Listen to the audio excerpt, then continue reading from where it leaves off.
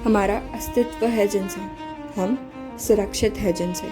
उन फौजियों की कहानी आज मैं दीपिका अपनी ज़ुबानी सुनाती हूँ। ज़्यादा कुछ तो इनके बारे में बोलने की हैसियत नहीं है मेरी, पर अपने दिल में जो भी कुछ है इनके लिए आज इस कविता के द्वारा जताती हूँ। जिन्होंने सिर्फ दूसरों के लिए जीना सीखा, जिन्होंने हर मुश्किल से लड़ना सीखा।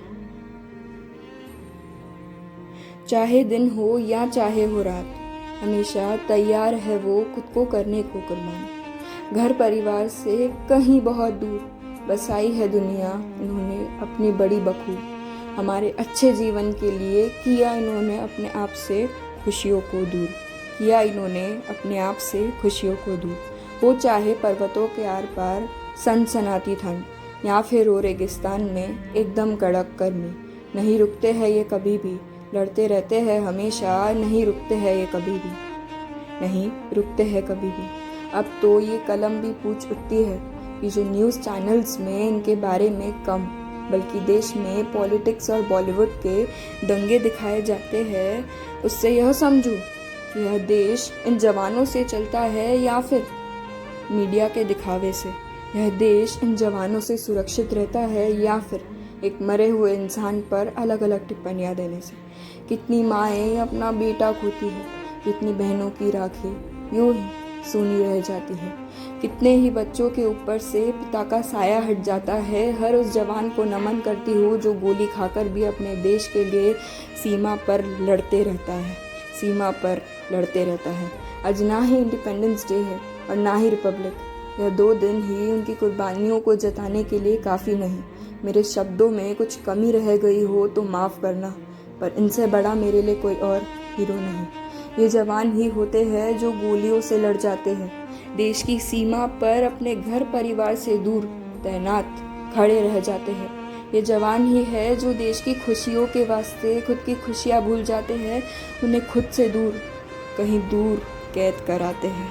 अरे हम जैसे छोटे कलाकार तो बस इनके बारे में कुछ चीज़ें लिख जाते हैं, पर ये तो अपनी नींद तक की ना सोचकर हमें हर रात सुकून की नींद दिलवाते हैं। बस दिल में एक ही ख्वाहिश लिए रहते हैं कि मरूं तो अपने देश के खातिर ही, गोली खाऊं या ना खाऊं, पर बचाऊं अपने देश को बाहर मंडराते हुए हर एक खतरे से। पर हाँ, जीऊँ तो बस अपने वतन के लिए, और अगर शहीद भी हो जाऊँ ना तो बस अपने वतन के लिए, सिर्फ अपने वतन के लिए। अरे आजकल तो इनसे ज़्यादा किसी हस्ती के मरने पर RIP के स्टेटस लगाकर अपना शोक जताया जाता है, पर इनके लिए कौन शोक मनाएगा। कुछ लोग भूल जाते हैं कि सुरक्षा को मनोरंजन के पहले स्थान दिया जाता है। अरे आजकल इनके साथ नहीं मगर मनोरंजन कराने वाले सितारों के साथ सेल्फी खिंचवाने के लिए लोग मर तक जाते हैं।